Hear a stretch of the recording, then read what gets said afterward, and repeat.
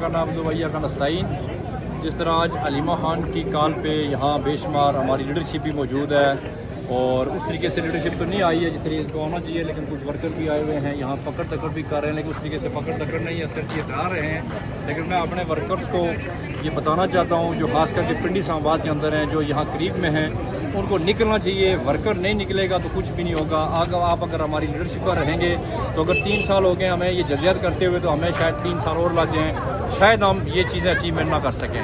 تو لہٰذا ورکر اپنا سیدھا کر لیں، اور اب عید بھی ہو گئی ہے، رمضان بھی گزر گیا ہے، اور میں تمام ورکرز کو یہ التجا کرتا ہوں، ریکویسٹ کرتا ہوں کہ ایک بہن جو کھڑی ہے اکیلی، ایک بھائی اس کا جیل کے اندر ہے، اور تمام 25 کروڑ عوام بے حسی کا انتظار کر رہی ہیں۔ کس چیز کا انتظار کر رہے ہیں آپ لوگ؟ آپ نکلیں اور اس ظالم جابر نظام کو ہم نے اپنے ہاتھوں سے کچلنا ہے، اور انشاءاللہ وہ وقت دور نہیں کہ ہم اس ملک کو آزاد کروائیں گے، اس خان صاحب کو آزاد کروائیں گے انشاءاللہ۔